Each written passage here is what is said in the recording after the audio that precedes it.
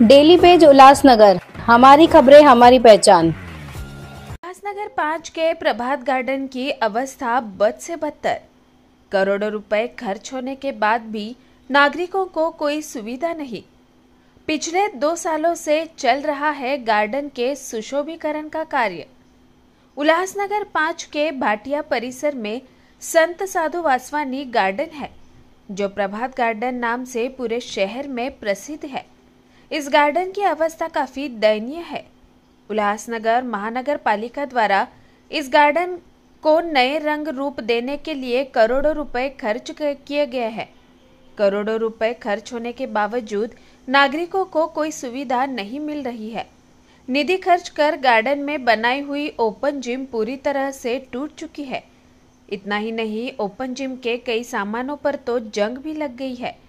Garden में पानी की व्यवस्था न होने की वजह से गार्डन में बना हुआ शौचालय इस्तेमाल करने लायक भी नहीं है, जिस कारण शौचालय में काफी गंदगी फैली हुई है, जिस वजह से गार्डन में आने वाले सैकड़ों नागरिकों को इससे हो रही परेशानियों का सामना करना पड़ रहा है। गार्डन की इमारत काफी जगह से टूटी हुई है, जिस कारण गार्डन में किसी भी समय नशेड़ी लोग नशा करने बैठ जाते हैं। सुरक्षा के हिसाब से देखा जाए तो इस गार्डन को ध्यान देने वाला कोई नहीं है। करोड़ों रुपए की निधि खर्च होने के बावजूद परिसर के लोग इस गार्डन का लाभ उठाने से वंचित है।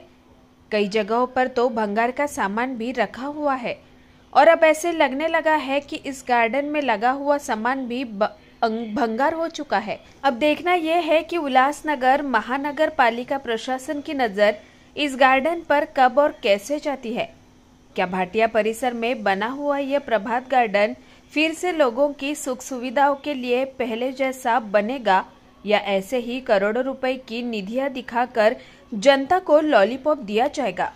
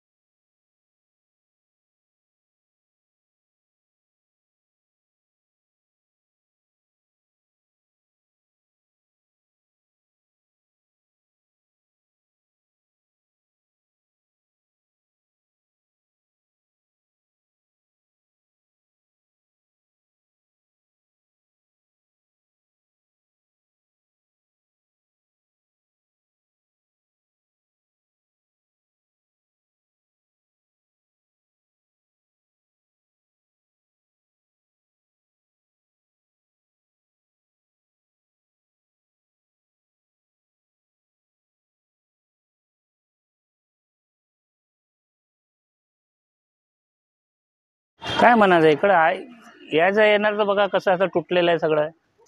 कुठे इकडे रोंडप मारायचं हालत बघा तुम्ही, भंगार तिकडे पडलेलं आहे, सगळं असंच पडलेलं आहे. काही इच्छाच नाही होती इकडे चक्कर मारायची. सगळे कंप्लेंट करतात का तुम्ही काय बोलत नाही मनसेचं म्हणून. आम्ही ॲक्शन उचललं आहे की बाबा महानगरपालिकाला बोलू. सगळं असं बघा तिकडे काय चाललेलं आहे, गंजडी बिंजडी असंच फिरतात इकडे आणि पोरींना घेऊन फिरतात. आता इकडे दिसन माणूस कसा फिरणार आहे, फॅमिलीवाले माणूस कसं फिरणार आहे. सगळं असे व्यवस्था लई खराब आहे. काय बोलायचं आता, किती पण बोलायचं कमीच आहे. इकडे तुम्ही स्वतः बघा काय आहे. मुळामध्ये तुम्ही हे साधू वासवानी गार्डन आहे, संत साधू वासवानींचं नाव या गार्डनला दिलेलं आहे, परंतु त्याचा जो बोर्ड होता तो सुद्धा तुटलेला आहे तो बोर्डही तिथे नाही आहे. नंबर 2, या गार्डनवरती आत्तापर्यंत गेल्या 8 ते 10 वर्षामध्ये करोडो रुपये खर्च करण्यात आलेत. नगरसेवक असताना 2-2, 3-3 टर्म ज्यांनी होते त्यांनी सुद्धा केलेत आणि बाकीच्यांनी सुद्धा या गार्डनवरती करोडो रुपये खर्च केल्यानंतर सुद्धा या गार्डन जर तुम्ही बघितलं तर हे शेवटच्या घटका मोजते. आता मुळामध्ये जर तुम्ही बघायला गेलात तर हे गार्डन स्लम एरियामध्ये येतं. आज तुम्ही सपना गार्डन जर बघितलं तर तिकडे सर्व सुखसोयी उपलब्ध आहेत, चांगल्या सुविधा उपलब्ध आहेत, झाडं आहे, गवत आहे, सगळ्या गोष्टी आहेत. परंतु इथे आज कमीत कमी 300 ते 400 सिनियर सिटीजन, ज्येष्ठ नागरिक फिरायसाठी येतात. त्यांच्यासाठी पिण्याला पाणी नाही किंवा त्यांना ज्या काही सुविधा पाहिजे बसण्यासाठी किंवा पंखे पाहिजेत किंवा कुठलीही मूलभूत सुविधा या गार्डनमध्ये उपलब्ध नाहीत. मग आत्तापर्यंत जे कमीत कमी 60, 70, 80 करोड रुपये खर्च झालेत ते गेले कुठे? ते कुणाच्या खिशात गेले नेमके? ते कोणी खाल्लेत? आणि हे गार्डन सुधारणार आहे की नाही सुधारणार आहे? प्रशासन याच्याकडे लक्ष देणार आहे की नाही देणार आहे?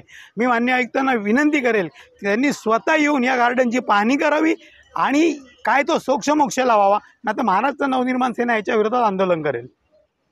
गार्डनवरचा कोट्यावधीचा खर्च केला आहे, पण ओपन जिम सारखे अनेक प्रकार या गार्डनमध्ये राबवून अजूनही त्यामध्ये पैसे खर्च केले, पण त्यांची परिस्थिती काय असते? तुम्ही जर बघा तर ओपन जिम पूर्ण तुटलेली आहे.